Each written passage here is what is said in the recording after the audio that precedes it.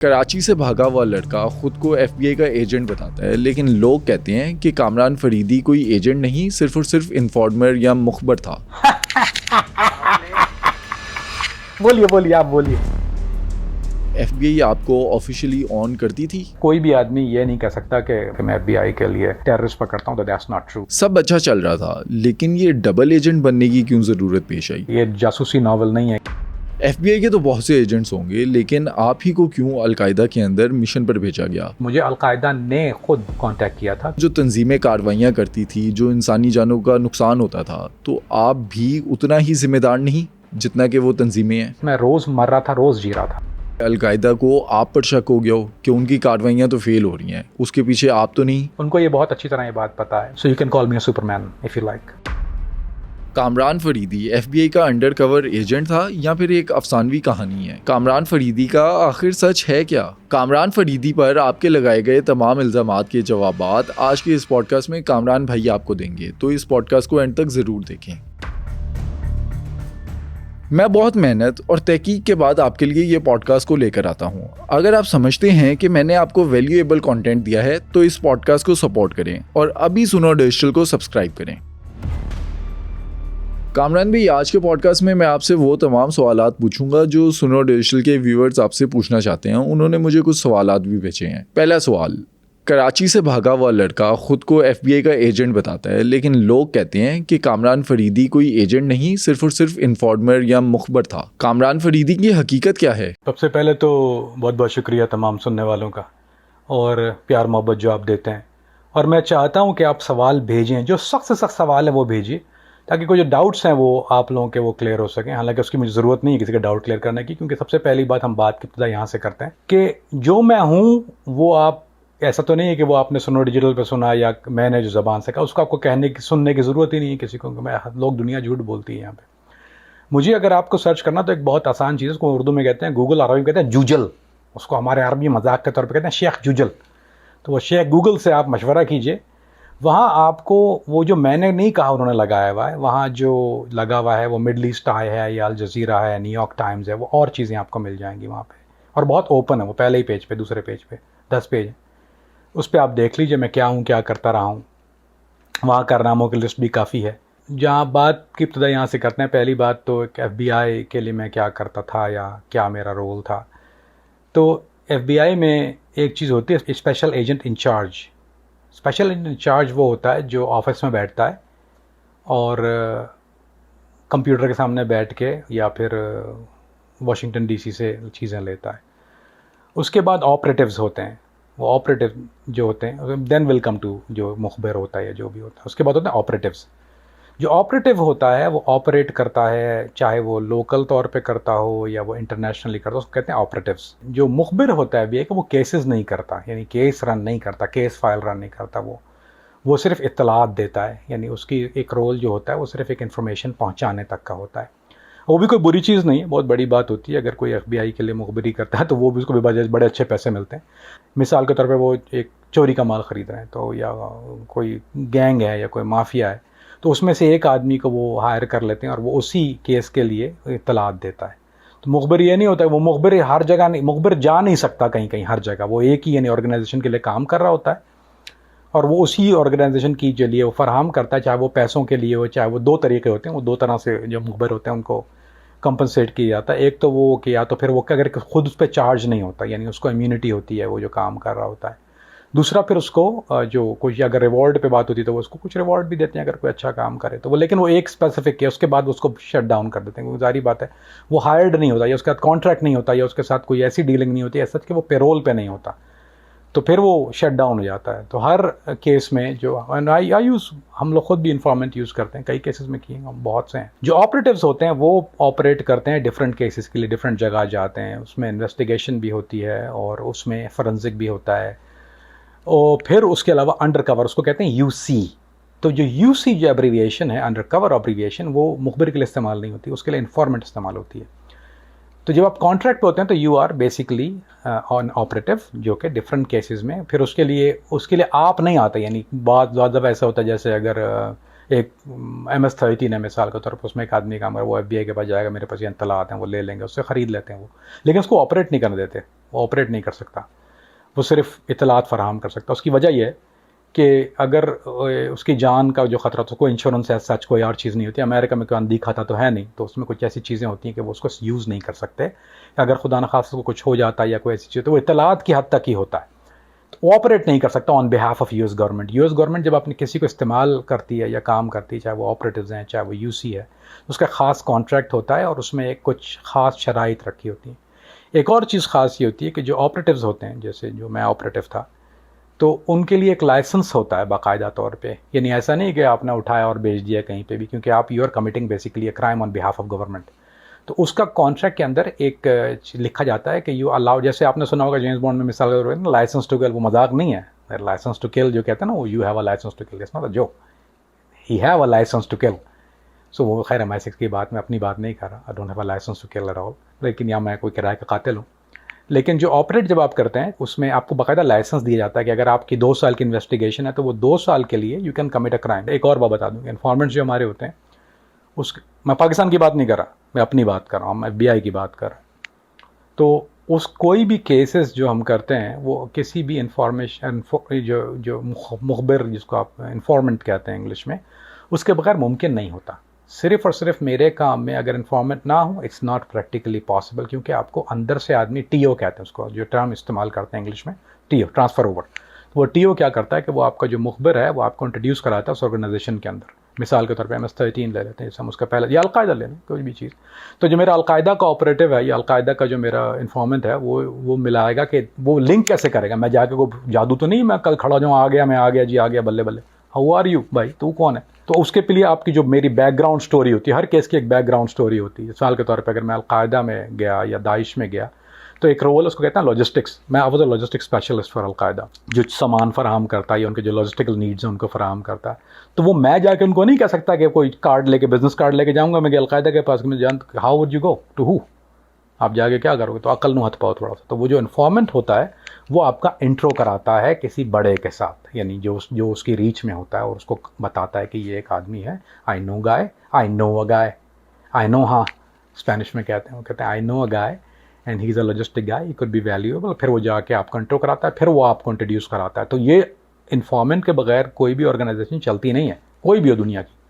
इसमें इन्फॉर्मेंट्स ही होते हैं, and that's all they do. इनको इंट्रो कराते हैं और उसके बाद ये एक लेवल बनता है। So it's not a derogatory term, by the way, I don't mind. और दूसरी बात, जो मुखबिर होता है या जो आपका इन्फॉर्मेंट होता है, वो एक रीजन के लिए होता है। उसको आप रीजन टू रीजन नहीं भेज सकते, क्योंकि आपको ट्रैवल डॉक्यूमेंट डिफरेंट चाहिए होते हैं। आप एक ट्रैवल डॉक्यूमेंट पर कभी ट्रैवल नहीं करते, मुख्तलिफ जगह पर मुख्तलिफ आइडेंटिटियाँ होती हैं। तो वो इन्फॉर्मेंट के लिए ये क्वेश्चन, ये आई विश देयर वॉज, अगर होता तो बहुत आसान हो जाता काम ज़िंदगी हमारी, कि if you have a guy you can, ऐसे मिसाल के तौर पर मेरा अलकायदा का ऑपरेटिव था और वो मेरे पास अमेरिका में था, तो उसको मुझे लेके जाना था, तो उसकी परमिशन नहीं मिल रही थी, you can not take him, तो उसकी अपनी आइडेंटिटी पर ट्रैवल नहीं कर सकता वो, ही कैन गेट बस्टेड, कुछ हो जाता है, और दूसरे मुल्क में फिर आपको बताना पड़ता है। ऐसा नहीं है कि FBI के पास बदमाशी का लाइसेंस है, गरीब मुल्कों में तो कर लेती है वो ऑपरेट, लेकिन जो यूरोप के ममालिक हैं या जो सिर्फ तुर्की है जैसे मिसाल के तौर पर, 99% ऑफ द टाइम, बहुत 1% कोई बहुत सीक्रेटिव का अगर केस हो, उसको ब्लैक ऑप्स कहते हैं, अगर वो नहीं है आपका, अगर ब्लैक ऑप में वो आपको आइडेंटिफाई, आपको नहीं रिवील करते।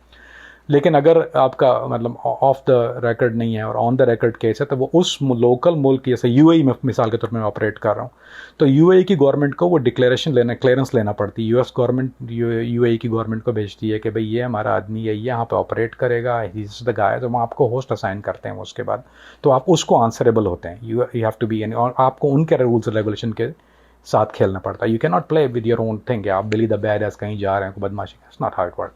ये मूवियाँ जो लोग देखते हैं वो गलत समझते हैं। तो वो होस्ट कंट्री जो है वो ज़ाहिर बात है इन्फॉर्मेंट के लिए वो क्वेश्चन नहीं होता, उसको वो अलाउ नहीं करते। अगर करते हो तो मेरे कितने केसेस में बेड़ा गर्क हुआ है मेरा इस चक्कर में कि I couldn't have the question to take the guy with me, यानी वो सिर्फ फ़ोन पे बात कर रहा था। फ़ोन पे बात करना और लोकली जो है वो प्रेजेंट करना, they are two different thing. So would been life would been lot easier, लेकिन ये कहें अनफॉर्चुनेटली जिस ऑर्गेनाइजेशन के लिए हम ऑपरेट कर रहे थे, वो उनके रूल्स एंड रेगुलेशन बहुत ज़्यादा होते हैं, they play with very much rules, और यू कैन नॉट, और ऐसा नहीं है कि मैं रूल ब्रेक कर दूं और मैं वापस जॉब पे आ जाऊं। जो आदमी रूल ब्रेक, मिसाल के तौर पे एक और मिथ है बहुत से लोगों को कि FBI या CIA वालों को झूठ बोलने की इजाज़त होती है। आपको झूठ बोलने की इजाज़त नहीं होती है, सिर्फ एक कैरेक्टर की हद तक आप झूठ बोल रहे हैं कि आपका नाम या थिंग या जो आपको इजाज़त है, लेकिन आप फॉल्स प्रोमिसेस ये भी नहीं की जाता। ऐसा कोई नहीं कि झूठा वादा आप किसी से कर लें मान जाए। इवन ऑर्गेनाइजेशन में हम बता रहा हूँ आपको ये बात, किसी की शायद अकल में ना आए, लेकिन अली भाई आपके लिए भी शायद सरप्राइज़ हो, we not allowed to lie. यानी अगर वो कहता है कि मुझे हाथी चाहिए तो मैंने कहा हाँ मैं कल लेके आ रहा हूँ हाथी तुम्हारे लिए, not allowed to do that, क्योंकि वो रिकॉर्डेड होती हैं सारी चीज़ें। आपने ऑडियंस को ये तो समझा दिया कि एफबीआई एजेंट का काम क्या होता है, लेकिन ऑडियंस अगर स्पेसिफिक आपके काम का जानना चाहे, हमने मूवीज़ के अंदर देखे है एफबीआई यूनिफॉर्म के अंदर रेड्स कर दिया, अपनी गाड़ियों के अंदर जाती है, आपका भी काम इसी तरह से होता था? आप यूएस के अंदर ही मिशंस पर होते थे एफबीआई के लिए काम करते थे, या यूएस के बाहर आपके मिशंस होते थे और एफबीआई आपको ऑफिशियली ऑन करती थी? जब मैंने शुरू किया था स्टार्टअप तो वो लोकली काम था, उस वक्त 9/11 नहीं हुआ था, ये बात कर रहे हैं I think we talking about 1995 as such, give or take 6 months or so. तो उस वक्त जो मैंने काम किया था वो जारी बात है लोकल काम कर रहा था। उस वक्त तो बाहर का सोच भी नहीं थी, ना कुछ पता था, ना कोई ऐसी चीज़ थी, तो I was accidentally get in it.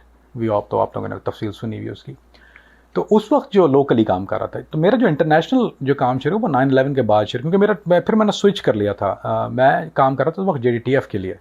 तो क्या हुआ कि एक ऑर्गेनाइजेशन बनी जिसको यूनाइटेड स्टेट्स गवर्नमेंट ने क्रिएट किया, वो FBI नहीं थी, it's called JTTF, it's called joint terrorism task force.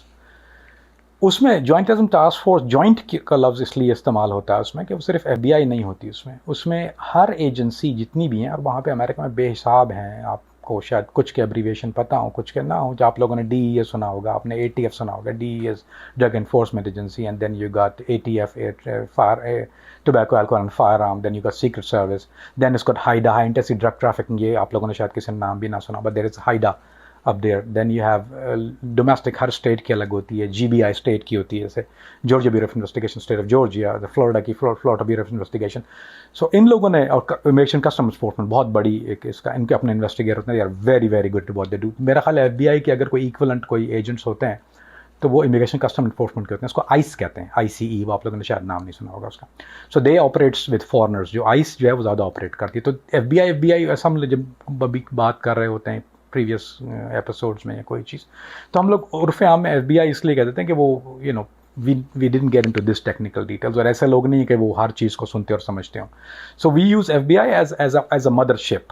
लेकिन अगर असल में देखा जाए तो मेरा जो काम था अली भाई, द ऑर्गेनाइजेशन 9/11 के बाद, 9/11 से पहले I was a contractor for FBI, लेकिन जो 9/11 के बाद जब मैंने शुरू किया तो then I was with JTTF, called joint terrorism task Force. और वो मुझे पिक किया था FBI ने बेस्ड ऑन, क्योंकि मैंने FBI को रिप्रेजेंट कर रहा था JTTF के अंदर। हर ऑर्गेनाइजेशन का एक कई एजेंट, वो डिपेंड करता है, एक ज़्यादा भी थे, कहीं के कुछ एक थे, कहीं किसी बड़ी ऑर्गेनाइजेशन के बहुत ज़्यादा भी थे।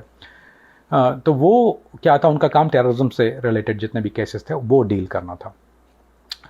उन्होंने हर एक एजेंसी से, एजेंसी आप लोग कहते हैं, हम लोग ऑर्गेनाइजेशन कहते हैं, we don't use the word agency. Agency जो सिर्फ अगर कोई एजेंसी अगर हम इस्तेमाल करते हैं ना, वो CIA के लिए होता है, दैट्स एजेंसी। बाकी जो चीज़ें हैं वो ऑर्गेनाइजेशंस हैं। सो उनके लिए हर जो लायक तरीन लोग थे, जिसमें आपका एक छोटा भाई भी मौजूद था, शायद मेरा वो अंधों में काना राजा, इसलिए कि मैं ज़बान वगैरह काफ़ी बोलता था, डिफरेंट लैंग्वेजेस बोलता था। स्वीडिश ऑफ कोर्स, मेरे स्वीडन में रहा हूँ तो मैंने सीखी, स्पेनिश मैंने सीखी है, अरबी में गुजारा है अल्हम्दुलिल्लाह, बाकी उर्दू पंजाबी तो खैर है ही। तो लेकिन मेरा काम कुछ सच पाकिस्तानियों के साथ था नहीं इंटरनेशनली। मैं I was dealing with Arabs normally, Syrian या इजिप्शियन या अलकायदा के जो ऑपरेटिव्स या दाइश के थे। तो मुझे जब उन्होंने एथनिक बैकग्राउंड, उसमें एथनिक बैकग्राउंड में दो चीज़ें बहुत अच्छा रोल प्ले करती हैं। एक तो on the whole also FBI के लिए भी मेरा जो स्किन कलर, ये ब्राउन कलर होता है ना, ये बड़ा फ़ायदेमंद इसलिए होता है कि you not white, you not black, आप इन बिटवीन की चीज़ है ना। तो आप वाइट के साथ, अब जो पूरा ब्लैक होता है वो वाइट के साथ नहीं चलता, जो पूरा वाइट है वो ब्लैक के साथ नहीं चलता। ब्राउन का मामला है कि दोनों तरफ चलता है, यानी, और उसके बाद ब्राउन भी फिर अपने आप हिस्पैनिक, पूरा लैटिन अमेरिका है, जितनी ड्रग ऑर्गेनाइजेशन है वो सारे लैटिन अमेरिकन है, तो आप हिस्पैनिक के साथ सेम स्किन कलर। तो अगर मैं कहीं जा रहा हूँ ना, हैव ये इस तरह की दाढ़ी नहीं है, एंड मैंने डिफरेंट गेटअप, अगर आपने देखा वो मेरे गर्दन पे एक स्कॉर्पियन का टैटू होता था, मैंने रिमूव करवा दिया, वो कोलंबियन कार्टेल का था, मेडेलियन का।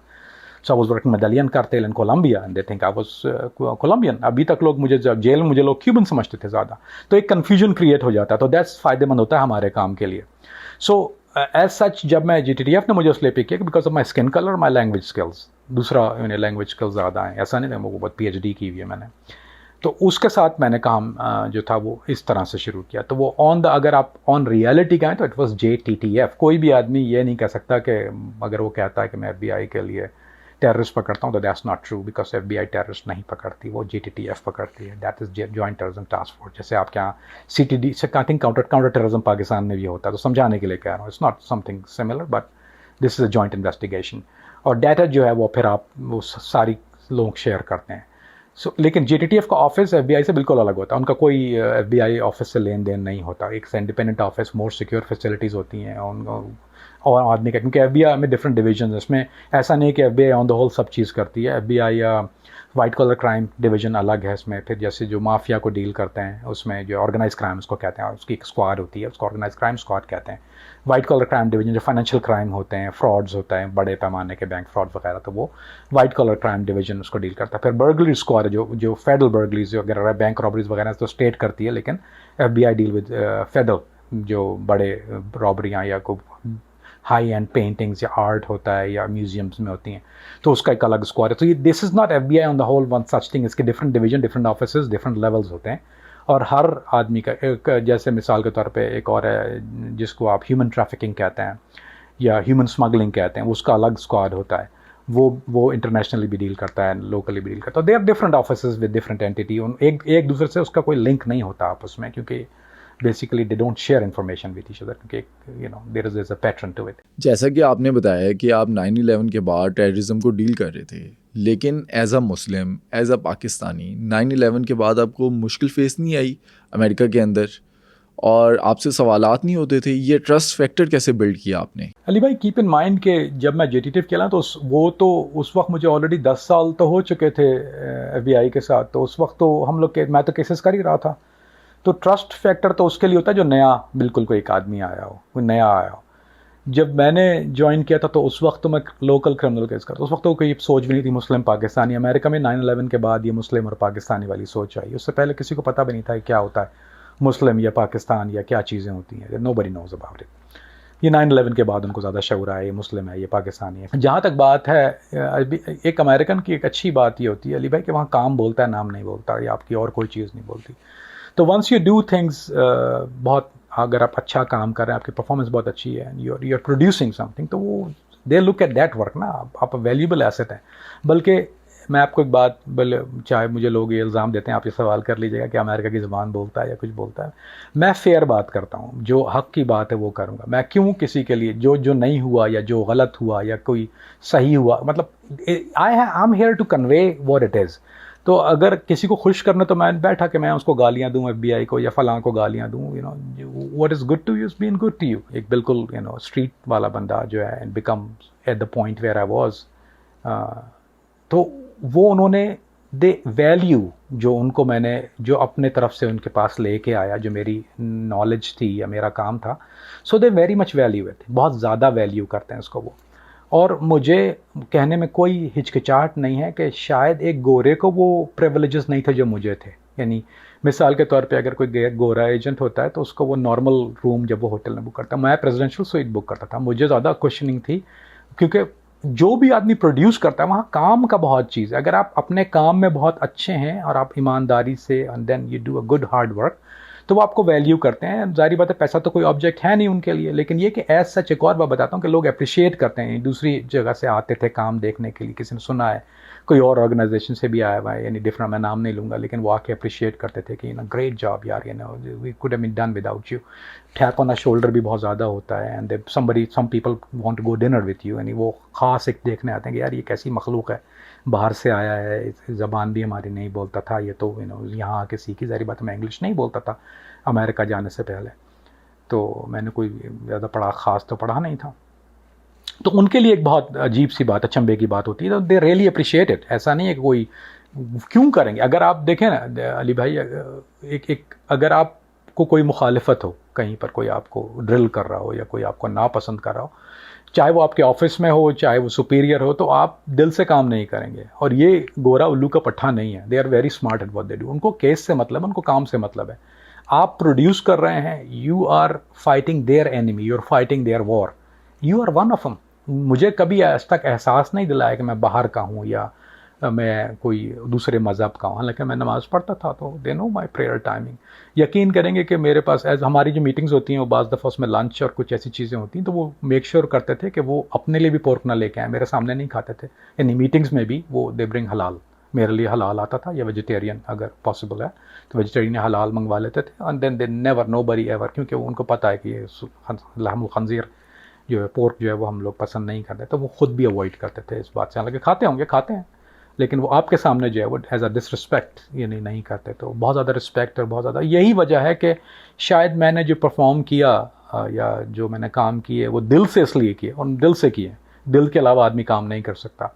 वो इसीलिए किए कि lot of respect, lot of love, और money of course was a very big job. लेकिन पैसा हर चीज़ नहीं होती, इंसान की एक डिग्निटी भी होती है, इज़्ज़त नफ्स जिसको उर्दू में कहते हैं। तो उसको कभी मजरूह नहीं किया उन्होंने, कभी एडवांटेज नहीं लिया या इस चीज़ का, या कभी को because they always double appreciate इसलिए किया कि यार you know what you doing what we can do. जाहिर बात, अब गोरा जाके अलकायदा में तो अंडर कवर नहीं बन सकता, यू कैन डू दैट। या MI6 में अपनी I was playing with my life and death, मैं रोज़ मर रहा था, रोज़ जी रहा था। Let's put it this way, जब आप एक कोई मिशन करते हैं तो यू डाई, ये चांस यू गेट किल्ड। सो आप अपनी जान को रिस्क ले रहे हैं, although they paying you for it, which is fair thing, that आप अपनी मर्जी से जा रहे हैं, you getting paid for it. लेकिन एक और चीज़ होती है कि जो आप दिल से इसलिए करते हैं कि you get appreciated in some job. So that's I think to answer your question. जब आप टेररिज्म को डील कर रहे थे तो मिशंस पर जाने के लिए कोई आपकी प्रॉपर ट्रेनिंग हुई, और क्या FBI आपको ऑफिशियली ऑन करता था या आप अंडर कवर एजेंट थे? अली भाई, ट्रेनिंग की जहाँ तक बात है, वो एक ट्रेनिंग नहीं होती है, बहुत सी ट्रेनिंग होती हैं। कुछ होती हैं जर्नल ट्रेनिंग और कुछ होती हैं, इसमें अपनी बात बता रहा हूँ व्हाट आई डिड। सो एक तो होती जर्नल ट्रेनिंग जो आपको दी जाती है, वो फायर आर्म ट्रेनिंग है या ऑफ रोड ड्राइविंग, ये जर्नल चीज़ों में आती हैं। यानी फायर आर्म, फिर आपको फायर आर्म वो एक ही चीज़ नहीं होती उसमें, वो क्लोज कॉम्बैट के लिए अलग होता है, मिड रेंज अलग होता है, लॉन्ग रेंज अलग होता है आपका, फिर पिस्टल ट्रेनिंग होती है, सेफ्टी रूल्स होते हैं। ये तो हर एक जनरल हर एक को दिए जाते हैं। कुछ होती है स्पेसिफिक ट्रेनिंग, वो आपके डिज़ाइन बाय द टास्क होती हैं। जैसे मैंने डाइव ट्रेनिंग की मिसाल के तौर पे, वो FBI की डाइव ट्रेनिंग थी या JTTF की डाइव ट्रेनिंग थी।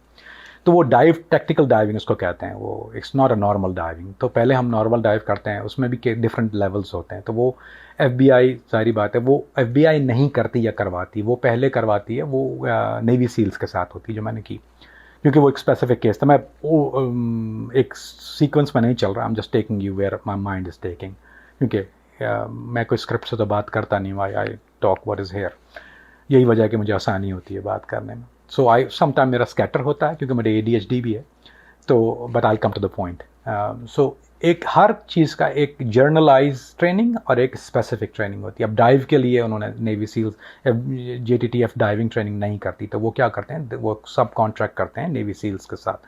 अब नेवी सील्स वाले जो हैं वो आपको डाइव ट्रेनिंग देते। तो वो जो मैंने डाइव ट्रेनिंग की है, बोट हैंडलिंग थी, क्योंकि मुझे एक केस में मुझे कहीं से बोट लेके, वो कहीं इसलिए कह रहा हूँ कि उसका नाम नहीं ले सकता उस मुल्क का, मुझे यमन जाना था या सना जाना था उसमें।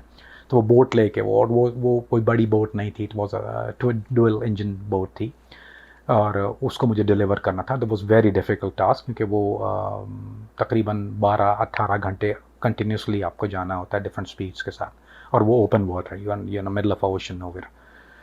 तो उसकी ट्रेनिंग अलग होती है, वो एक अलग, वो भी नेवी सील के साथ होती है आपकी। फिर पेस ट्रेनिंग होती हैं या एंटी किडनैपिंग ट्रेनिंग होती हैं। अगर मैं सूडान में काम कर रहा हूँ तो वहाँ किडनैपिंग बहुत ज़्यादा होती है, तो उसके लिए एक अलग स्पेसिफिक डिज़ाइन, टेलर ट्रेनिंग होती है उसकी, वो डेल्टा फोर्स देती है वो आपको, वो एक अलग ट्रेनिंग होती है। तो कुछ ट्रेनिंग जो वो एजेंसी की तरफ से होती है, मैं पूरा नाम नहीं लूँगा, तो वो आपको इंटेरोगेशन ट्रेनिंग जो है वो अलग दी जाती है। तो of course I been trained, बगैर ट्रेनिंग के अली भाई कोई काम नहीं कर सकता ना। कोई अगर कोई क्लेम करता है, ठीक है, आप you can be good at bad but you cannot be the best।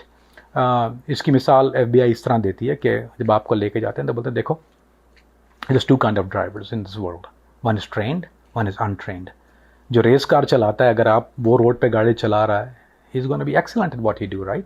अब आप उसके साथ अगर रेस कर रहे हैं, जो कि रेस कार में रोज़ जो है वो ट्रैक पे चलाता है, you're not going to be nowhere with it। यही वजह है कि FBI या JTTF या जितनी भी एजेंसीज हैं, चाहे वो DEA, चाहे वो ATF हो, चाहे वो सीक्रेट सर्विस हो, वो आपको एक स्पेसिफिक टेलर ट्रेनिंग देती है उस टास्क के लिए। वो एक दफ़ा नहीं होती, उसको आपको बार बार करना पड़ता है, उसके बाद आपको उसको पॉलिश करना पड़ता है, उसके बाद टेस्ट पास भी करना पड़ता है। अगर आप टेस्ट में फेल हो जाए तो वो ट्रेनिंग व्रेनिंग कुछ नहीं होती फिर आपकी, वो डेल टेक योर टेस्ट कि आप ने स्पेसिफिक चीज़ें फॉलो कर रहे हैं। यानी ड्राइविंग टेस्ट में अगर आपने सीट बेल्ट नहीं लगाई तो डिस्क्वालीफाई हो, आप डिस्क्वालीफाई हो जाते हैं, आप भूल गए, या आप ब्रेक आपने जो है वो जर्क से लगाया है तो you fail the driving test. तो इसी तरह से हर ट्रेनिंग का जब वो आपको ट्रेन करते हैं तो वो टेस्ट भी लेते हैं कि आपने कितना उसको याद रखा। फिर एक मेमोरी ट्रेनिंग होती है ख़ास, वो भी मैंने की हुई है and I have done lot of training, क्योंकि मेरे केसेस इतने स्कैटर्ड हैं, मैंने अल्हम्दुलिल्लाह इतने केसेस किए कि मुझे हर केस के लिए फिर वो एक स्पेसिफिक टेलर्ड यानी कस्टम ट्रेनिंग होती है उसकी। तो मैंने इतने ज़्यादा किए हैं और इतने डिफरेंट तरीके के किए हैं कि मैंने सिर्फ टेररिज्म का काम तो नहीं किया, मैंने तो मनी लॉन्ड्रिंग भी की हुई है, मैंने गन्स के साथ भी डील किया हुआ है, आर्म्स फायर आर्म, मैंने सेक्स ट्रैफिकिंग वालों के साथ भी काम किया हुआ है, मैंने वो इंटरस्टेट ट्रैफिकिंग वालों के साथ भी काम किया। सो हर चीज़ की एक अलग ट्रेनिंग जो कि ओवर एंड ओवर कराई जाती है। एक जो जनरल ट्रेनिंग होती है वो रिपीट होती हैं, ऐसा नहीं है कि आपने फायर आर्म ट्रेनिंग ले ली, वो हर महीने आपको कुछ राउंड फायर करने पड़ते हैं, किसी के 500 होते हैं, किसी का 1000 राउंड होते हैं। You have to do range qualification के बाद आप डेस्क पे नहीं बैठ सकते जाके दोबारा, चाहे वो कोई भी हो। स्वाट की ट्रेनिंग अलग होती है, वो स्वाट मैंने स्वाट ट्रेनिंग नहीं की लेकिन आई बीन विद स्वाट गाइस, तो उनकी एक बड़ी स्पेसिफिक ट्रेनिंग होती है, वो आपको हर महीने जो है you have to go training 1 week आपको तो गुजारना पड़ता है। स्टेट के लिए अगर आप करें तो वो अभी 6 मंथ्स होती है, उसकी बाकायदा क्लियरेंस और लाइसेंसिंग होती है, पेपर वर्क होता है और आपको वो क्लियर करके वो स्टैंप लगा के देते हैं, then you go back on a task, otherwise you can not do the task, फिर वो आप घर बैठे रहें वरना जाके। So I have done lot of training Ali भाई and we can do a show on just training someday, क्योंकि अगर आपको बताना शुरू करूँ तो then you have 2-3 hours at least कि वो किस तरह होती है, पेस क्या होता है, पेस ट्रेनिंग क्या होती है, एंटी किडनैपिंग क्या होती है, फिर आपको किस तरह से ऑफ रोड में क्या बताया जाता है, फायर आर्म ट्रेनिंग में क्या होती है, कौन से वेपन यूज़ की। That is a very different subject and we can do that on the whole. Yes I have been trained and I have been trained multiple time. अब मुझे तो अगर मैं अभी शायद याद करने बैठूँ तो मैं I don't think I can tell everything, it's not gonna be practical possible.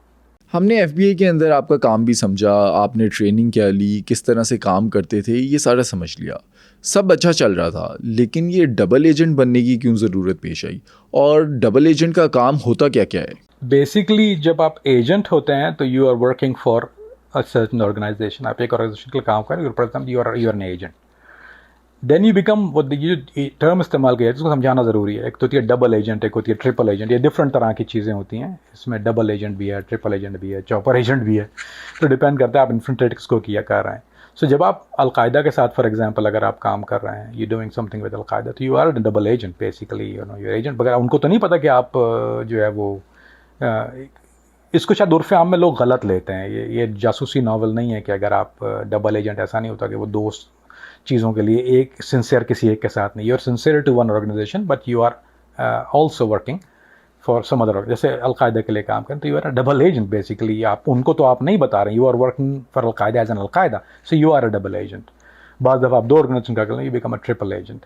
तो लेकिन आपकी लॉयल्टी जो होती है वो basically you are working for an entity और ऑर्गेनाइजेशन, लेकिन आप as a double agent you are working for a different thing. So जो भी अंडर कवर होता है दे आर डबल एजेंट। अगर वो रशियन माफिया के लिए काम कर रहे हैं तो डबल एजेंट, सो या ट्रिपल एजेंट, तो वो ऐसा नहीं होता क्या। अच्छा, वो मूवियों में शायद उसकी एक टर्म वो इस्तेमाल करते हैं, वो बेसिकली एजेंसी टर्म है, इट डू एग्जिस्ट। बाज़ दफ़ा ऐसा होता है कि जिस टर्म का आप मूवियों में देखते हैं, अगर आप, मैं दूसरा भी उसका पहलू दिखा देता हूँ आपको, मिसाल के तौर पर एक आदमी CIA के लिए काम करता है, इसको हम एजेंसी कहते हैं आम इस्तिलाह में। तो अगर एक आदमी एजेंसी के लिए काम करता है तो वो बाज़ दफ़ा क्या होता है कि वो रशिया के साथ काम शुरू कर देता है, रशियन KGB के साथ काम, now is a double agent. उसकी लॉयल्टी किसके साथ है वो किसी को पता नहीं होती, वो पैसे की लॉयल्टी होती है, वो रशिया से भी पैसा ले रहा है, यहाँ से इन्फॉर्मेशन लीक कर रहा है। That's a movie term. In real life में दैट इज़ वेरी रेयर, आप कभी हमने तो सुनने में नहीं आया, ये मूवी टर्म है। बट बेसिकली जो हम लोग जो डबल टर्म या डबल एजेंट या ट्रिपल एजेंट इस्तेमाल करते हैं, तो you simultaneously the organisation you working for, जिनके लिए आप काम कर रहे हैं, so you are a double agent, you are a triple agent as such thing. एक केस में शायद मैं पाकिस्तान वाला जो मेरा केस था, शायद उसमें आप कह सकते हैं कि मैं डबल एजेंट रियल में था, मूवी वाला डबल एजेंट, क्योंकि मैंने उसमें कॉम्प्रोमाइज़ नहीं किया and I work on behalf of FBI, लेकिन मैं सिंसियर नहीं था। तो उस केस में आई वॉज कंसिडर्ड जो रियल डबल एजेंट मूवी वाला, क्योंकि मैंने as such I was not loyal to the organisation I was getting paid और working for, but I was loyal to the other people. So वो आप कह सकते हैं कि एज अ डबल एजेंट, क्योंकि मैंने टेस्टिफाई नहीं किया उसमें और वो केस जो था वो पूरा ख़राब हो गया, जिसके वजह से मुझे जेल जाना पड़ा। So on such term I was a double agent. But जैसे जो आम इस्तेलाह में डबल एजेंट होता है वो इसलिए इस्तेमाल करते हैं कि you working for more than one organisation, you acting on behalf of more than one people. FBI के तो बहुत से एजेंट्स होंगे, लेकिन आप ही को क्यों अलकायदा के अंदर मिशन पर भेजा गया? अलकायदा का आप हिस्सा कैसे बने और अलकायदा ने आप पर ट्रस्ट कैसे कर लिया? अली भाई, पहली बात तो मैं बता देता हूँ, थोड़ा सा इसको समझने की ज़रूरत है यहाँ पर कि अलकायदा के एक तो पहली बात बेतहाशा लोग नहीं हैं। FBI किसी पे या कोई भी गवर्नमेंट एजेंसी, चाहे वो JTF हो या CIA हो, वो बहुत ट्रस्ट नहीं करती। यानी ऐसा नहीं होता कि आज सच आप किसी के पास भी जाके काम शुरू कर दें। इट्स नॉट दैट ईजी, इतना सिंपल नहीं है ये प्रोसीजर। तो बहुत से लोगों पे ट्रस्ट नहीं करते। There were lack of Arabs, या एक अरब था उस वक्त जब मैंने शुरू किया था, अब हैं कुछ और। पाकिस्तानी कोई भी नहीं था, या इंडियन कुछ लोग थे, लेकिन ऐसा नहीं था कि कोई बहुत भरमार हो। तो बहुत कम लोग थे। तो वो जहाँ तक ट्रस्ट की बात आती है तो वो ट्रस्ट डेफिशिएंसी कहते हैं उसको, जैसे वो विटामिन डेफिशिएंसी होती है उसी तरह ट्रस्ट डेफिशिएंसी भी होती है। तो वो एक इश्यू ये था कि बहुत ज़्यादा लोग नहीं थे, इसलिए अंधों में काना राजा था मैं। कम लोग और उनको काम वाले लोग चाहिए कुछ, और फिर कैपेबिलिटी, यानी जो कुछ क्वालिटीज़ हैं वो हर एक में नहीं होती हैं ऐसी सच क्वालिटीज़। तो आंसर योर क्वेश्चन, ऐसा नहीं था कि हज़ारों लोग हैं, वेरी रेयरली। आप उस वक्त जो चॉइस थी वो बिटवीन 5 और 6 people, may be not more than that if have to guess. जहाँ तक बात है अलकायदा में क्यों जाना पड़ा, ज़ाहिर बात है सबसे बड़ा फड्डा ही अलकायदा था उस वक्त। नहीं, उस वक्त तो 9/11 हो गया था और सारी जितनी बंदूकों का रुख जो था, every gun point towards al Qaeda. और मेरी रिलीजियस नॉलेज अल्हम्दुलिल्लाह काफ़ी ठीक ठाक थी, उसके लिए चाहिए भी होती है। आई स्टडी अलॉट, उसके बाद मैंने पढ़ा भी है उसको, मज़हब को, ऐसा नहीं कि नहीं पढ़ा, पर्सनल इंटरेस्ट का ज़्यादा पढ़ा, मतलब, लेकिन इट केम हैंडी। तो अलकायदा में जानने की ज़रूरत, तो वो तो वक्त की ज़रूरत थी। 9/11 हो गया था, अमेरिका को डर था कि बहुत ज़्यादा अटैक होंगे, अभी कहाँ होंगे, नोबडी न्यू कि कल क्या होने वाला है। It was very difficult time for everybody. तो लिहाजा वो तो मुझे एक टास्क दिया गया था। जहाँ तक बात है वो रिक्रूट की, तो मैं बता देता हूँ। चलें, आज मुझे अलकायदा ने रिक्रूट किया था। अली भाई, मैंने अलकायदा के पास नहीं एज ऑफ सच गया था, मुझे अलकायदा ने खुद रिक्रूट किया था। उसकी वजह है कि मेरी कुछ प्रेजेंस थी कुछ और ऑर्गेनाइजेशन में एज अ लॉजिस्टिक। एक स्टेज बनाया जाता है, एक बैकग्राउंड में पूरी, इसके लिए एक बहुत बड़ी, समझ लें, मूवी स्क्रिप्ट लिखा जाता है इसके लिए। इट इज़ रियली, उसको जो ये काम करते हैं उनका नाम होता है, उनको हम इंग्लिश में कहते हैं एनालिस्ट, वो बनाते हैं ये। तो ये स्टेज को पूरा सजाने के लिए एक बैकग्राउंड स्टोरी में लॉजिस्टिक का काम तो कर रहा था डिफरेंट क्रिमिनल ऑर्गेनाइजेशन के साथ। तो एक नाम, एक प्रेजेंस जिसको कहते हैं ना, एक प्रेजेंस मेरी हो गई थी ऑलरेडी। वो प्रेजेंस क्या थी कि क्राइम वर्ल्ड में दोनों एक जगह पे आके मिलती हैं, क्रिमिनल वर्ल्ड और टेररिज्म वर्ल्ड एक जगह आके मिलती है, क्योंकि असले की ज़रूरत होती है, कुछ और चीज़ों की ज़रूरत होती है, रिसोर्सेज, मनी लॉन्ड्रिंग, ये सारी चीज़ें टेररिस्ट ऑर्गेनाइजेशन भी करती है। So there is a point where terrorism meet criminal, दोनों का एक जाके मिलाप होता है।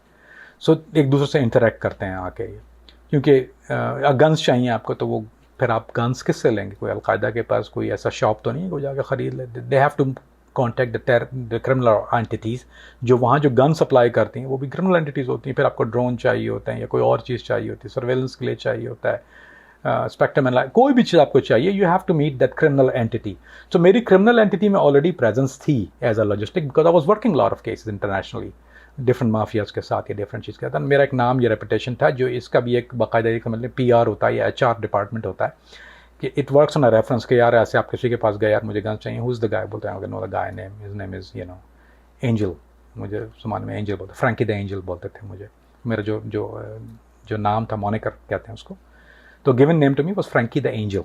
बोलते हैं Frankie the Angel was the guy, उसको डेथ एंजल ऑफ डेथ की वजह से, मैं used to supply guns to lot of Colombian cartels and stuff like that। तो उन्होंने एक चीज़ ये बनाई कि एक उन्होंने जब इंक्वायर किया तो माई नेम पॉप अप। सो मुझे अलकायदा ने खुद कांटेक्ट किया था कि because they wanted the logistic, उनको कुछ चीज़ें चाहिए थी। इनिशियली गन्स या रेडियोज़, 2-वे रेडियोज़, उनके पास काफ़ी चीज़ों की ज़रूरत होती है उनको, जो ब्लैक मार्केट से ली जाती हैं। तो ब्लैक मार्केट में logistic guys supplies it. Majority Russians होते हैं, लॉजिस्टिक बहुत कम हैं कोई और दुनिया के लोग, लेकिन चाइनीज़ और रशियन होते हैं जो लॉजिस्टिक के काम में होते हैं, जो क्रिमिनल ऑर्गेनाइजेशन को सामान बेचते हैं, चाहे वो डीबगिंग इक्विपमेंट हो, चाहे वो इंफ्रारेड्स हों, चाहे वो लिसनिंग डिवाइसेस हों, चाहे वो आपके नाइट विजन गॉगल्स हों, या चाहे आपके वेपन्स हों, कोई भी ऐसी चीज़ है, तो वो एक they have to come to people like us. तो एक आपकी एक प्रोफाइल होती है बाकायदा, विच इज़ प्रेजेंट समवेयर, वो मैं नहीं बताऊँगा उसको, आप चलें डार्क वेब क्या लें for lack of better English. तो वो एक ऐसी जगह होती है कि they contact people like us, तो वहाँ हमारी प्रेजेंस होती है already, and I was doing it. उसकी रेपुटेशन भी होती है, उनके ऊपर रेफरेंसेस चेक होते हैं बाकायदा तौर पे, ऐसा नहीं कि आप पहुँच गया जी मैं हूँ अब्दुल हमीद नाम है मेरा, ना।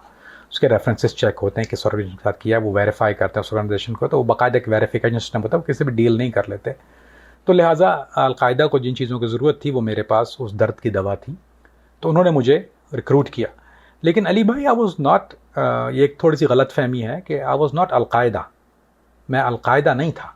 I was a independent contractor, मैं लॉजिस्टिक्स सप्लाई करता था अलकायदा को। आई was working with al Qaeda, not for al Qaeda, I was working with them, not for them.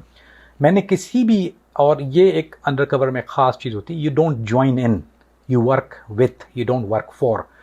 आपकी लॉयल्टी जो है वो तो ज़ाहिर बात है जिस कंपनी के साथ या जिस ऑर्गेनाइजेशन के साथ हैं आप हैं, लेकिन ये कि एक इमेज जो आपको ये क्रिएट करना पड़ता है कि आई एम इंडिपेंडेंट कॉन्ट्रैक्टर। क्योंकि अगर आप उनको ज्वाइन कर लेंगे, मिसाल के तौर पे मैं अलकायदा को ज्वाइन कर लिया, उसका एक डाउन साइड होता है। उसका डाउन साइड क्या है, which I learn the hard way. जो लोग, अगर आपने अगर ज्वाइन कर लिया, ज्वाइन करने के बाद you to play by their rules, फिर आप उनके रूल्स पे प्ले करेंगे, फिर आप अपने रूल्स पे प्ले नहीं कर सकते। मिसाल के तौर पे मुझे जाना है 3 महीने के बाद कहीं और, या मुझे रिपोर्ट बैक करना है ऑफिस को, बोलेंगे वो तो तुम्हारे लिए काम करते हो, कहाँ जा रहे हो। अगर आप इंडिपेंडेंट कॉन्ट्रैक्टर हैं, which is the very successful role, तो फिर यू कैन मूव अराउंड, फिर आप बोल सकते हैं मुझे दूसरी जगह सप्लाई करना है किसी और। अच्छा, अगर आप अलकायदा के लिए काम शुरू करते हैं, रशियन माफिया के लिए करते हैं, फिर आप उनसे, जैसे मेरा मिसाल के तौर पे आप मुझे कहें कि कामरान साहब आप जो एक्सक्लूसिव हमारे साथ बात करेंगे, किसी और से नहीं करेंगे, तो फिर आपके साथ मैं बाउंड हो गया ना, फिर तो आई कैन नॉट टॉक, या मैं अपना चैनल हो या किसी और के चैनल पर जाके बात नहीं करूँगा। सो वो that's the difference between working with और वर्किंग फॉर। तो I want to be able to operate freely, मैं जब दिल चाहे आ जा सकूँ, बाहर निकल सकूँ, you know I have a movement. क्योंकि हमारे काम में it's not just what you working, आप उसको एक रिपोर्ट करना पड़ता है, otherwise everything is a good story. लेकिन स्टोरी के लिए हम लोग काम नहीं करते, we work to achieve a goal. तो अ सर्टन पर्सन को मिलना है, सर्टन पर्सन से आपको ये चीज़ देनी है, अ सर्टन पर्सन को आपको उसके खिलाफ केस बनाना है या उससे इंटेलिजेंस लेनी है, फिर आपको वो जाके वापस रिपोर्ट करना है, क्योंकि have to go back to archive to the bigger people, जो बॉसेस हैं, they have to know what's going on. तो अगर आप एक जगह बाउंड हो गए तो फिर यू आर नो गुड, वो आपको आके वहाँ कोई नहीं मिलेगा, you have to go to a third country, चाहे वो कोई, उसका नाम भी मैं नहीं लूँगा।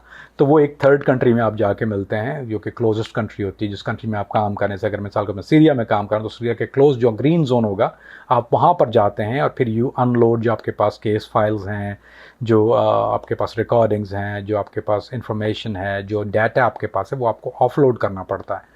सो working for and working with, there is a difference.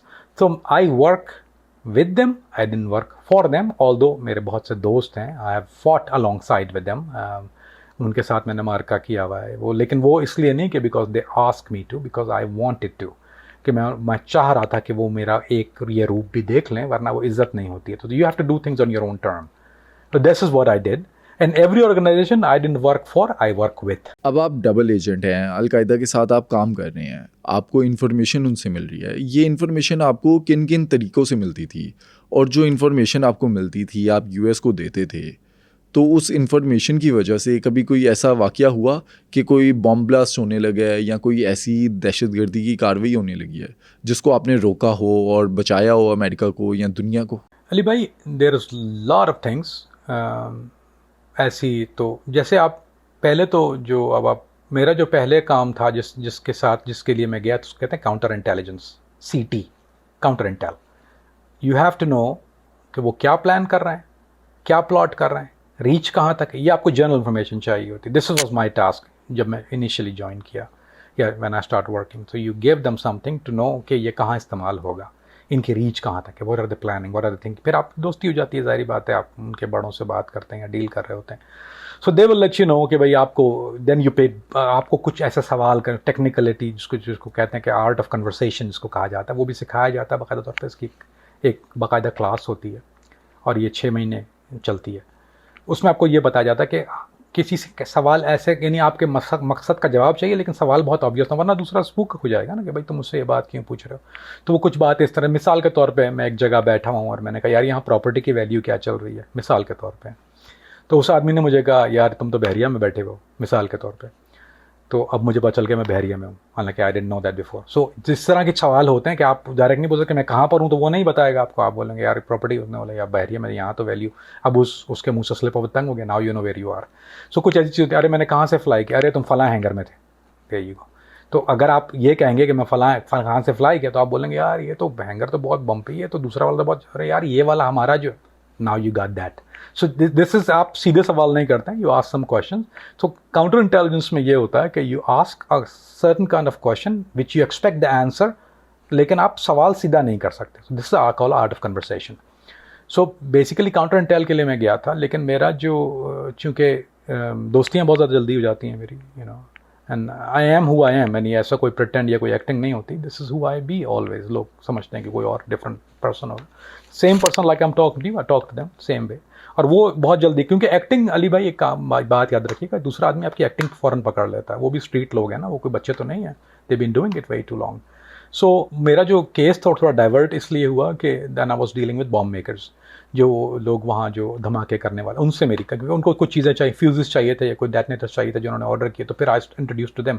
तो वो थोड़ा सा काउंटर इंटेल से काम मेरा ट्विस्ट होके, क्योंकि वो फिर उन्होंने, ये तो जाहिर बात है मेरा फैसला नहीं होता, ये तो जो पीछे जो मेरे बॉसेज हैं उनका फैसला होता है. उन्होंने डिसाइड किया कि ये now we need to get into that, क्योंकि हमारे लिए थ्रेट ज़्यादा जो है वो अटैक्स है. तो these are the guys the bombing, so we prevent the bombing. तो 2 अटैक फ्रांस के मैंने प्रिवेंट किए, 2 अटैक अमेरिका में प्रिवेंट किए. वो बहुत बड़े केसेस थे, क्योंकि वो बहुत बड़ी प्लॉटिंग थी. फिर जो आप अगर वो वीडियो देखते हैं या सुनते हैं, dive training, I was doing dive training with Al-Qaeda. हमें हाईजैक करना था सूडान से एक ऑयल टैंकर जिबूती में, उसको जाके ब्लो अप कर देना था अमेरिकन मिलिट्री बेस. वो प्रिवेंट किया. मतलब 7 पहले ट्रेनिंग भी की, फिर भी प्रिवेंटेड इट. और तो और एक अली भाई मैं बात बता दूं, इसमें मेरा ज़ाती इंटरेस्ट बहुत ज़्यादा इसलिए, क्योंकि बम जब फटता है तो उसमें बेगुनाह लोग मरते हैं. ऐसा कोई आदमी नहीं है कि ये नहीं कह सकता कि 100%, जैसे मिसाल के तौर पे तंजानिया या केनिया के अंदर एम्बेसी, यूएस एम्बेसी बॉम्बिंग हुई, तो वो बॉम्बिंग तो हो गई, लेकिन उसमें मरने वाले अमेरिकन थे क्या? अगर आप नंबर्स देख लें किसी भी बॉम्बिंग के, तो वो बेगुनाह औरतें बच्चे ज़्यादा होते हैं. उसके बाहर उन्होंने बम फाड़ा, वो सारे सिविलियन जो रोड में बेचारे चलते मुसलमान थे, वो शहीद हुए.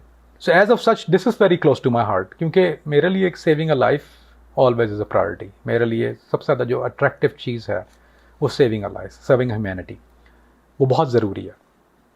जिसमें ये नहीं है उसमें कुछ भी नहीं है. तो एक, जब आप दिल से कोई चीज़ करते हैं तो एक स्पेशल टच आ जाता है उसके आपके अंदर, आप सेंसिटिव टू इट. सो लिहाजा मैंने जब ये काम शुरू किया तो मुझे दिल से बहुत करीब था ना, आई लाइक डूइंग इट. तो मैंने अपने आप को ज़्यादा इन्वॉल्व जो था वो प्रिवेंशन में रखा. प्रिवेंशन मतलब कोई अटैक दुनिया में, वो चाहे वो पाकिस्तान हो, चाहे वो यूरोप हो, चाहे वो अमेरिका हो, वहाँ पे एज सच प्लॉटिंग ना हो. एंड वी डिसेबल जो कर रहे हैं प्लॉट, तो मैं उनके साथ डील कर रहा था. We find out their plan and we disable them, हमको डिसमेंटल कर देते हैं. एक फ़र्क है इसमें अली भाई, काउंटर इंटेलिजेंस में आपको और जो प्रिवेंशन में एक फ़र्क मेजर ये होता है कि counter intelligence long term cases होते हैं, वो 10 साल भी चलता है, 8 साल आपका बंदा, क्योंकि FBI अरेस्ट नहीं करती, काउंटर इंटेलिजेंस या JTTF अरेस्ट नहीं करती किसी को. वो अगर एक आदमी आप उसके साथ डील कर रहे हैं, देर मिसाल के तौर पर अबू जाफ़र का नाम लेते हैं, मोहम्मद इब्राहिम जिसका नाम है, मोस्ट वांटेड अभी लिस्ट में ब्राज़ील में जो है, उस पर प्रोग्राम भी करना है मैंने आपने, हमारा नेक्स्ट प्रोग्राम इंशाल्लाह उस पर आ रहा है. तो वो जो था वो मेरा तकरीबन 8 साल उसके साथ मैं रहा हूँ. तो वो काउंटर इंटेल था. काउंटर इंटेल मतलब ये कि आई वाज टेकिंग जो उसके पास कम्युनिकेशन है या उसका मैं इंटरसेप्ट सब चीज़ें कर रहा हूँ, उसको हम अरेस्ट नहीं कर सकते, ना करना चाहते हैं. क्यों? अगर अरेस्ट कर लिया तो ही इज़ माई गाय ना राइट नाउ, तो वो तो रिप्लेस हो जाएगा, कोई और आएगा, फिर हमें ज़ीरो से शुरू करना पड़ेगा. सो जो CIA या FBI या JTTF या MI6 या कोई भी कुत्ता बिल्ला या मोसाद कोई भी हो, वो जब काउंटर इंटेल करते हैं तो वो उस आदमी को रिप्लेस या रिमूव नहीं करते, क्योंकि वो बहुत ज़्यादा सच इंपॉर्टेंस होती है उसकी प्रेजेंस आपके लिए बहुत इंपॉर्टेंट है, क्योंकि आप उससे इंफॉर्मेशन ले रहे हैं. You taking the intelligence from him, it's called counter intelligence. So आप उससे चीज़ें ले रहे हैं, अगर उसको आपको ज़िंदा भी रखना है, उसको आपको प्रोटेक्ट भी, दिस योर बेबी, वो आपको बच्चे की तरह, it's like you're married to that person. ये जो FBI में टर्म इस्तेमाल करते हैं या एजेंसी में या काउंटर JTTF में जब टर्म इस्तेमाल करते हैं, बोलते हैं that's your wife, now you married to that person. आपको 3 बजे भी रात को कॉल कर, आपको उसका फ़ोन उठाना ही है, क्योंकि वो आपको रात को 2 बजे भी कर रही है to do stupid thing for them.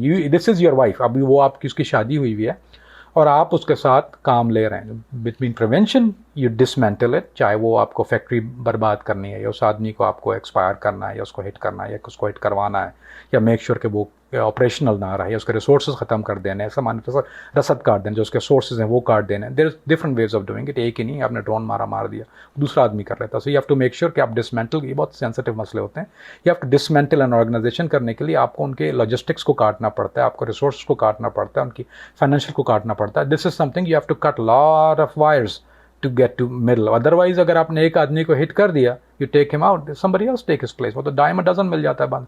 Man power की तो कोई कमी है नहीं ना. तो लिहाजा you have to make sure कि you dismantle an organization by doing that. तो answer your question again. मुझे और एक से ज़्यादा जारी बात है एंटिटीज़ के लिए काम किया. इसमें भी एक चीज़ नहीं थी. And I worked with Daesh as well. तो दाइश में मेरा रोल जो था वो बिल्कुल अलग था, but I was still a logistic guy. I wasn't used as a logistic. तो मेरा entry as a logistic guy हुई, and then I was divert toward other guys. Then you have to take some targets out और you have to do some other things. लेकिन this was the entry of the case as a logistic. ठीक है, आप तो logistical support देते थे, लेकिन weapons को सप्लाई करते वक्त या इक्विपमेंट सप्लाई जो आप करते थे, उससे वो जो तंजीमें कार्रवाइयाँ करती थी, जो इंसानी जानों का नुकसान होता था, तो आप भी उतना ही जिम्मेदार नहीं जितना कि वो तंजीमें हैं? अली भाई, good question. Yes and no. देखिए अली भाई, यू हैव टू पेनिट्रेट. किसी भी तरह आपको पेनिट्रेट करना है. मिसाल के तौर पे जब आप ड्रग डीलर से डील करें तो आपको ड्रग या तो बाय करनी है या सेल करनी है. आपको कुछ ना कुछ तो करना है ना उसके साथ. लेकिन मैंने वो एक बार बता दूं कि आप देखते हैं कि आपका बिगर गोल क्या है. अगर आपका बिगर गोल है, आपका वे इन तो एक ही है ना. आप कुछ और बन के तो नहीं आ सकते कि मैं मस्जिद इमाम हूँ और मैं आपके पास आया हूँ. तो व्हाट यू गोना डू? अगर मैं एज अ मेडिकल रैप चला जाऊँ वहाँ पे, तो फिर मैं हॉस्पिटल में काम कर रहा होता ना, उनके साथ मैंने बनम पट्टी कर रहा होता. To get the sensitive stuff you have to be the sensitive guy. So you have to do that for the greater good. लेकिन आप उनको खुला ऐसी चीज़ें नहीं दे देते कि वो बिल्कुल ही बड़ी तबाही ले आएँ. You give the minimum thing. उसका कैलकुलेशन होता है, इसकी बाकायदा अप्रूवल्स होते हैं, बहुत बड़े पैमाने पर अप्रूवल्स होते हैं कि what are you giving, what is going to be used for, in minimal damage, more good. जैसे हम आप रिस्क वर्सेस रिवॉर्ड, मैंने आपको पहले भी समझाया था. This is risk versus reward. आप रिस्क कितना ले रहे हैं, रिवॉर्ड कितना ज़्यादा है. अगर आप ये नहीं कि उनको उठा के बम देना शुरू कर दें या फ्यूज़ देना शुरू कर दें, उठा फाड़ो, ऐसा नहीं होता. You give a minimum thing which you need it to go and that infiltrate that organization, और उसके बाद आप उसको पेनिट्रेट करते हैं. So this is how it work. आप उनका मिनिमम चीज़ें देते हैं. ऑफ कोर्स अगर वो गन इस्तेमाल होती है किसी कत्ल के लिए, तो आप उसमें बराबर के जिम्मेदार हैं. मैं कहीं पर भी I don't minus anything I do. लेकिन कल फिर वो ऑर्गेनाइजेशन जब ख़त्म हो जाती है और वो 1000 लोग बच जाते हैं, तो उसको कहते हैं casualty of war. I mean it is gonna happen, it's suppose to happen. उसके पास आपके अलावा कोई चारा नहीं है. कोई ऐसी कोई मैजिक जादू की छड़ी तो है नहीं मेरे पास, मैजिक वोंड जिसको कहते हैं इंग्लिश में, कोई जादू की छड़ी तो नहीं है मैं करूँ और वो जी आ जाओ बल्ले बल्ले आ जाओ जी सारे हमारे साथ आके बैठ जाओ. So for doing the greater good you got to do small harm, and that small harm call casualty of war. This is how it works. आपके जो मिशंस थे, क्या आपने अपने गोल्स या आपके जो टारगेट्स थे उनको अचीव किया? क्योंकि अलकायदा हो या दाइश, उनकी प्रेजेंस तो आज भी है. अली भाई, आपका मकसद अगर किसी को वाइप आउट करना है तो अहमक की जन्नत में रह रहे हैं. You living in a fool's heaven. You can not wipe out. Al Qaeda is ideology, Daesh is ideology, Taliban is an ideology. आप आइडियोलॉजी ख़त्म नहीं कर सकते. आप मैन पावर ज़रूर कम कर सकते हैं उनकी, लेकिन आइडियोलॉजी एज सच. देखें, मैंने कार्टेल के लिए जो किए हैं, वो कार्टेल पूरी ख़त्म हो गई ना, दे गॉन. क्योंकि वो पैसे के लिए काम करते, ड्रग थी, एक ऑर्गेनाइजेशन थी, ख़त्म हो गई. आपने, it's not an ideology. Difference between a criminal organization, terrorist organization, they work for an ideology. एक बहुत मशहूर जुमला है, मेरे वाले साहब अमूमन कहते हैं कि there is nothing dangerous in this world than a fool with a cause. There is nothing dangerous in this world than a fool with a cause. एक बेवकूफ़ आदमी जिसके पास एक मकसद, उससे ज़्यादा ख़तरनाक आदमी दुनिया में कोई नहीं होता. So they are fools with a cause. तो उनको एक आइडियोलॉजी को ख़त्म करना किसी चीज़ के लिए पॉसिबल नहीं है. FBI और JTF या जो भी दुनिया में ऑर्गेनाइजेशन है, चाहे वो MI6 है, दे वेरी वेल अवेयर कि आप आइडियोलॉजी ख़त्म नहीं करते. उनके पास आदमी आना कम नहीं होते, क्योंकि वो तो they are keep on coming. जहाद करने आ रहे हैं ना, वो आइडियोलॉजी है. So you can not finish an ideology, but what you can do is prevent. तो आप जो 10 साल पहले के अलकायदा या अब आज के अलकायदा देखें तो कितने धमाके हुए हैं, कितने क्या कुछ कर पाए वो, कहाँ किया उन्होंने, आप मुझे बताइए. When I join they were everywhere.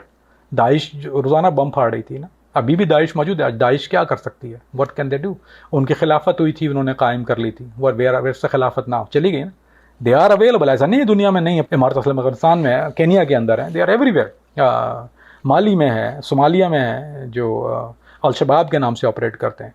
But उनकी जब आप एक आइडियोलॉजी को टैकल कर रहे हैं, एक सोच को यू गोइंग आफ्टर इट, सो आप उनकी कैपेबिलिटीज़ को कम कर देते हैं. You make sure that you have better intelligence. आप उनकी सामान्य रसद काट देते हैं. आप उनकी मैन पावर कम नहीं कर सकते, because that's gonna keep on coming until they have the ideology. और when there is idiots in this world, जब तक पागलों की कमी नहीं है दुनिया में, तो ये होता रहेगा. लेकिन आप उनको इस काबिल नहीं छोड़ते कि वो किसी को बड़ा नुकसान पहुंचा सकें, जो कि आज आपके रिजल्ट आपके सामने है, it's in front of you. आप देख लीजिए क्या किया उन्होंने। What can they do now? Nothing. जब आप अलकायदा के साथ काम कर रहे थे तो कभी कोई ऐसी स्टेज आई कि अलकायदा को आप पर शक हो गया हो कि उनकी कार्रवाइयाँ तो फेल हो रही हैं, उसके पीछे आप तो नहीं, आप जासूसी उनकी कर रहे थे, आप इंफॉर्मेशन दे रहे थे अमेरिका को, कभी कोई ऐसा मौका आया? और या फिर अमेरिका को आप पर शक हुआ हो कि आप जो हैं वो उनको डबल क्रॉस ना कर दें, आप ब्लफ करके अलकायदा के साथ ना हो जाएं किसी मफाद के लिए? जहाँ तक बात है अलकायदा की, तो अगर वो डाउट होता तो मैं आपके सामने हर डिबेट की बात ना करता, वो गला ही काट देते हैं उसके बाद वीडियो पे। वो तो डाउट तो अगर होता तो दैट्स ओवर विथ। वो डाउट पे मार देते हैं, वो सबूत के साथ नहीं मारते, वो डाउट्स पे मार देते हैं आदमी को। और उनकी अपनी इंटेलिजेंस भी होती है। हर ऑर्गेनाइजेशन जो टेररिस्ट ऑर्गेनाइजेशन उसकी अपनी इंटेलिजेंस होती है और they are very very good. ज़्यादातर जैसे मिसाल के तौर पर दाइश की जो इंटेलिजेंस है वो एक्स इराकी इंटेलिजेंस है, उनके लोग जो काम कर हिज़्बा जिसको कहते हैं। जो अलकायदा की इंटेलिजेंस को कहते हैं खुरासान ग्रुप, उनको खुरासान ग्रुप कहा जाता है। They are second generation al Qaeda, वो पुराने वाले अलकायदा नहीं, सेकंड जनरेशन है वो। They are very good at what they do. लेकिन एज सच देखें, कभी ऐसा अल्हम्दुलिल्लाह कभी ऐसा नहीं हुआ, वरना मैं आपके सामने बैठे मेरा तो गला कट गया होता, वहाँ हेडलेस आप किसी सरकटे घुड़सवार से बात कर रहे होते। तो नहीं, कभी अल्हम्दुलिल्लाह ऐसा मौका, और आज तक कभी ऐसा कोई लीक नहीं हुआ, आज तक भी कभी ऐसा नहीं हुआ। और जहाँ तक FBI की बात है तो वो कभी भी अली भाई ऐसे आदमी को वो कभी भेजते ही नहीं या काम ही नहीं करते जिसको उनके ऊपर 1% नहीं 0.001% भी डाउट हो। तो वो कभी ऐसे आदमी के साथ काम नहीं करते, ना करवाते हैं। They will not let you be out there. You have to be very trusted, you have to be very good at what you do. और मेरा जो ट्रैक रिकॉर्ड रहा है वो तो क्रिमिनल काम से रहा है, तो I prove my self in a criminal case. तो वो तो मैं अलकायदा में, जैसे मैंने पहले जिक्र किया कि मैं तो बहुत बाद में आया ना ये टेररिस्ट ऑर्गेनाइजेशंस की तरफ। तो as such initially we were doing a lot of criminal cases. तो वो क्रिमिनल केस में प्रूवन रिकॉर्ड मेरा 100% काम था और मेहनत बहुत थी उसमें। तो I had to prove to them as well. तो उसके लिए there is never was a thing कि जिसमें मुझे कभी आइडेंटिफाई हुआ हूँ या कभी दोनों में से कभी किसी को शक हुआ। I think I am very good at what I do, that's why I am here. वैसे भी इसकी शेल्फ लाइफ इतनी होती नहीं है जितनी मैंने की है आज तक। अगर आप जो लोग इस काम में हैं, आपका प्रोग्राम भी देखते हैं, दूसरे मुल्कों से भी देखते हैं, हमारे मुल्क में भी देखा जाता है, उनको ये बहुत अच्छी तरह ये बात पता है। वो जो लो ऑपरेटिव्स होते हैं उनको ये पता है कि इसमें शेल्फ लाइफ जो है वो आपकी बहुत ज़्यादा नहीं होती, 5 साल 7 साल 10 साल से ज़्यादा नहीं होती किसी की। मैं 25 साल रहा हूँ। सो must be very good at what I do. एक तो नेचुरल रहना एक चीज़ होती है उसमें, फिर दूसरा कांस्टेंट, एंड देन घर बार नहीं, कुछ नहीं। आप you operate like there is nothing else in the world. कोई हॉलीडे नहीं है, कोई डे ऑफ नहीं है, ना कोई ईद है, ना कोई हॉलीडे है, ना कोई आपका न्यू ईयर्स है। You just work. कभी 12 घंटे भी, कभी 18 घंटे भी, 7 दिन चलता ही है। कभी कोई डे ऑफ नहीं होता आपका, कोई और हा हू नहीं होता इसमें। So once you are that crazy. और एक और बात मैं बताता हूँ कि मुझे है एक प्रॉब्लम, मुझे है ADHD, अटेंशन डेफिसिट डिसऑर्डर। तो हम लोग जो ऐसे होते हैं जिनको ADD होती है, ADHD इसको कहते हैं, ADD कहा जाता है। हमारे अंदर एक प्रॉब्लम ये होता है कि एक तो वी आर मल्टी टास्क। अगर हम इसको रिफाइन कर लें, I am not talking about the initial situation की बात नहीं कर रहे थिंग। सो जो लोग ADHD होती है वो रेस्टलेस लोग होते हैं, हमें रेस्ट नहीं होता हमारे तबीयत के अंदर। आपको अगर मुझे कोई चीज़ दे दी जाए तो जब तक मैं उसको खोल खाल के बराबर ना कर दूँ ना, आई कैनट स्लीप। चाहे वो मेरा फ़ोन अगर ख़राब हो गया ना, ऐसे नहीं मैं सो जाऊँगा, मैं उसको करता रहूँगा, उंगली करता रहूँगा, चाहे वो 12 घंटे हो, चाहे वो 24 घंटे हो, मुझे नींद ही नहीं आएगी। I am restless.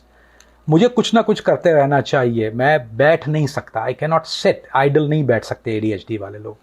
सो ये बहुत हेल्पफुल है मेरे काम में कि आई हैड टू मुझे केस मिल गया, आई am just doing it and doing it and doing it. फिर मुझे वो दुनिया में कुछ हो रहा है, मुझे I don't care about that, this is all I need to do.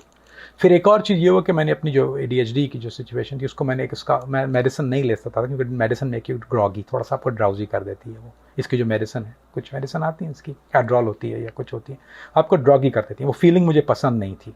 I don't like that groggy feeling या स्लीपी या कुछ चीज़। I want to be alert. तो उसके लिए मैंने उसको थोड़ा सा रिफाइन इसलिए कि आई स्टार्ट डूइंग मल्टीटास्किंग, यानी मुझे एक काम अगर नहीं हो रहा, मिसाल के तौर पे अगर मैं गाड़ी चला रहा हूँ तो मुझे गाड़ी चलाते हुए वहशत हो रही है क्योंकि वो एक सिंगल टास्क है, तो I have to do double task. तो मैं क्या करता, मैंने एक स्क्रीन लगवाई गाड़ी में जिसमें आई कैन वॉच, क्योंकि अमेरिकन गाड़ियों में वो आप मूवी नहीं देख सकते, लीगल नहीं है वहाँ पे। तो I have to do special कुछ उसको हार्डवायर करके कुछ स्पेशल काम किया कि I have to watch movie. So मैं गाड़ी भी चला रहा हूँ, मैं फुल टाइम मूवी भी देख रहा हूँ जो मुझे पूरी समझ में आ रही है। ऐसा नहीं कि मैं यूँ देख के चला रहा हूँ, मैं यूँ भी देख रहा हूँ तो मुझे पूरी मूवी। उसके बाद मेरा फ़ोन भी चल रहा है, टेक्स्ट भी और कॉल भी चल रही है बीच में। सो वो मल्टीटास्किंग इट हेल्प, क्योंकि यू कैन डू 2 और 3 थिंग्स एट अ टाइम। वो आप मशीन बन जाते हैं ना। एक नॉर्मल एजेंट जो होता है वो एक अगर वो उसको कोई बीमारी नहीं है मेरी तरह, तो वो बेचारा सिंगल चीज़ ही कर पाता है। I can do multiple things at a time. I mean आपने देखा होगा बार बार मैं कभी फ़ोन के ये जो मैं बता दूं, ये बीमारी है ना मेरी वेब की, दिस इज़ ADHD अली भाई, this is not a habit. ये इसका निकोटीन मेरे ख्याल 2% भी नहीं होगा इसमें, क्योंकि ये मिल नहीं रहा था मुझे। बट ये देखें अपने 2 लेके बैठा, कभी एक करता हूँ कभी दूसरा करता हूँ। ये ADHD है। I have to switch it sometime, I get bored with one. मैं उठा रहा होता हूँ जब मैं टफ क्यों कर रहा होता हूँ, इसलिए कि मैं आपसे बात कर रहा हूँ, getting bored, I need something in a hand, मुझे कुछ टॉय चाहिए करने के लिए, मैं घड़ी सीधी कर रहा हूँ। सो दिस इज ऑल ADHD। सो ये एक मेरा एक वीकनेस था जिसको मैंने अल्हम्दुलिल्लाह अल्लाह के करम से I work in my benefit and behalf, and I'll be able to perform a task which a normal person can't do. So you can call me a Superman if you like. आज आप सच बता दें कि कितने मुजाहिदीन का खून आपके हाथों से रंगा हुआ है? मेरा ख्याल है सबसे जो मोस्ट आस्क्ड क्वेश्चन है, तुमने मुजाहिदीन के खून से हाथ रखा, इस्लाम को नुकसान पहुंचाया है। लोग आप पर तनकीद करते हैं कि आपने गोरों के सामने अपनी नौकरी पक्की करने के लिए बहुत से पाकिस्तानियों को पकड़वाया और उनको सजाएं दिलवाई। अपनी नौकरी पक्की करने के लिए, हाँ नौकरी पक्की तो मैंने की, बिल्कुल सही बात है, ये बिल्कुल एग्री टू दिस। इल्ज़ाम सच्चा है, बिल्कुल नौकरी पक्की की।